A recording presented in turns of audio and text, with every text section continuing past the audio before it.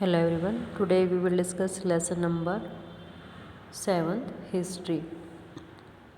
Today we will discuss handloom weaving. इसे first हमने read किया था कि भारत में जो इंडियन टेक्सटाइल थी उनका किस प्रकार से डिक्लाइन हुआ. आज इसको आगे रीड करते हैं. Handloom weaving did not completely die in India. कि जो हाथ से बनाए जाने वाली वस्तुएं थी वो भारत में पूरी तरह से ख़त्म नहीं हुई. This was because some type of cloth could be not applied by machines. इसका रीज़न ये है कि जैसे कपड़ा तो क्या है मशीनों से बनाया जाने लगा, लेकिन एक विशेष प्रकार की जो वैरायटी है वो मशीन से नहीं बन पाती थी. तो इसलिए जो हमारे हैंडलूम्स थे वो जीवित थे.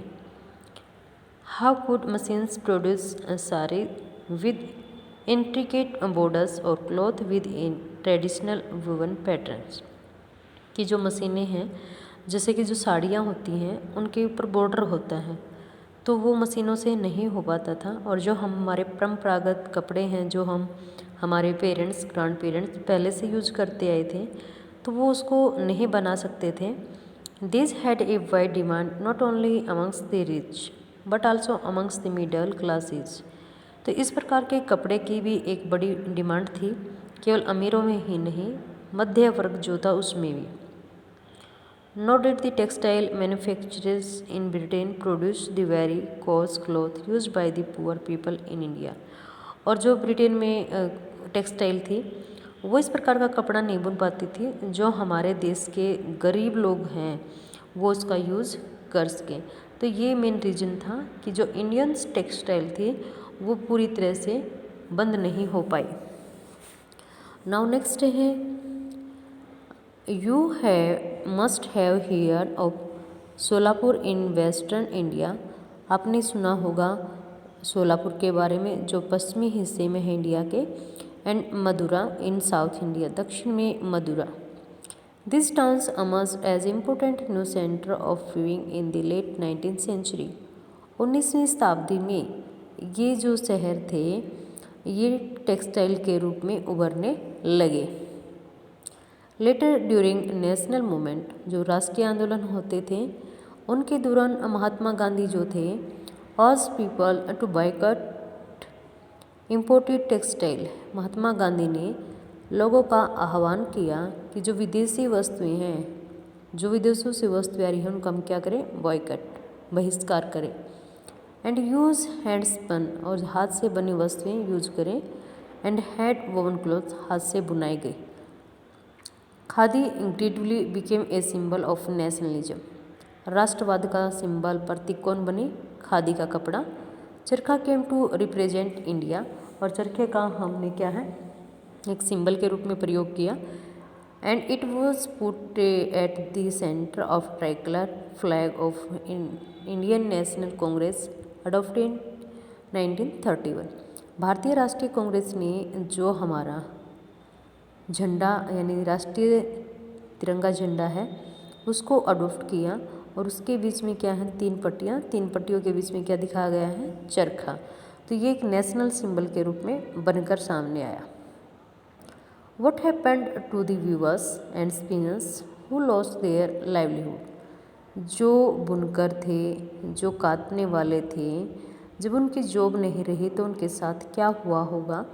Many weavers became agricultural laborers. बहुत सारे जो हमारे जुलाहे थे कपड़ा बुनने वाले थे वो क्या हो गए खेती बाड़ी पर काम करने वाले श्रमिक. Some migrated to cities in search of work. कुछ ने शहरों की तरफ प्लान कर दिया काम की तलाश में. And yet others went out of the country to work in the plantation in Africa.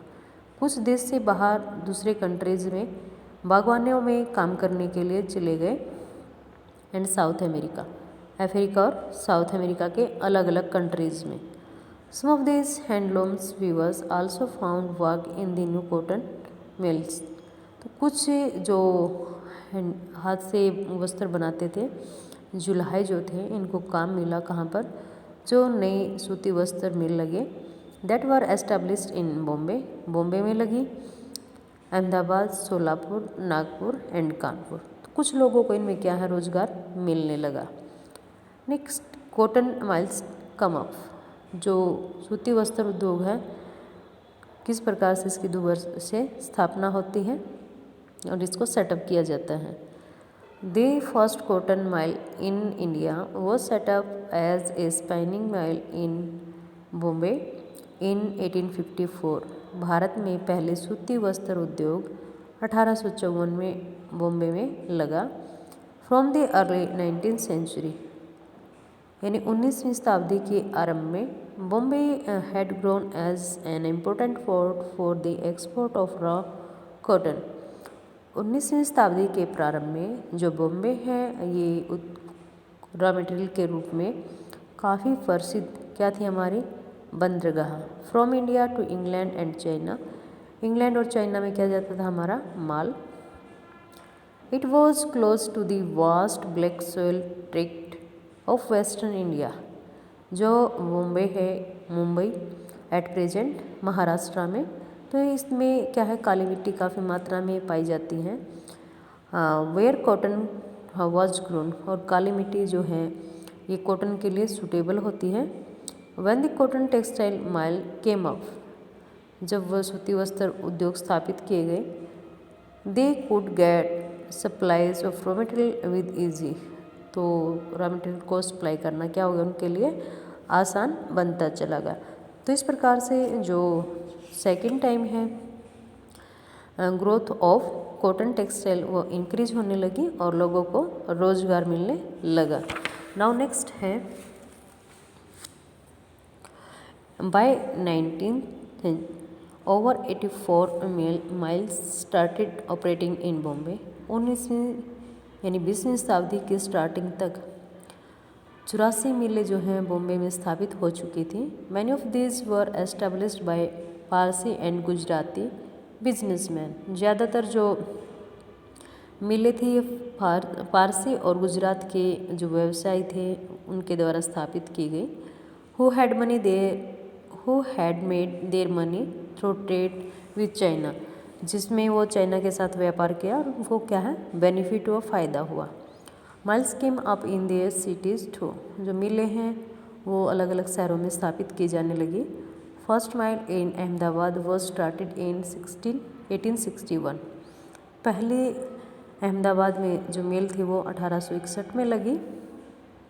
A year later a mill was established in Kanpur में स्थापित हुई। In the United Provinces growth of cotton mill lead to a demand for labour. तो जो हमारा मध्य प्रांत थे इनमें क्या थी, लेबर की ज़रूरत। अब कॉटन को ग्रो करेंगे तो कॉटन के लिए भी हमें लेबर की ज़रूरत पड़ती थी। फिर कॉटन मिल्स में भी किसकी ज़रूरत, लेबर की, तो इससे लोगों को रोज़गार मिलेंगे। Thousands of poor peasants, artisans, agricultural labourers move to the city to work in the mills. तो इस प्रकार से हजारों लोग क्या हैं ग्रामीण क्षेत्र को छोड़कर शहरी क्षेत्रों में गए क्योंकि अब उनको काम मिलने लगा।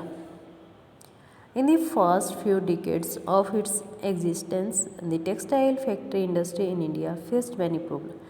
जब भी कोई काम हम शुरू करते हैं तो स्टार्टिंग में हमें क्या आती हैं, अनेक समस्याएं।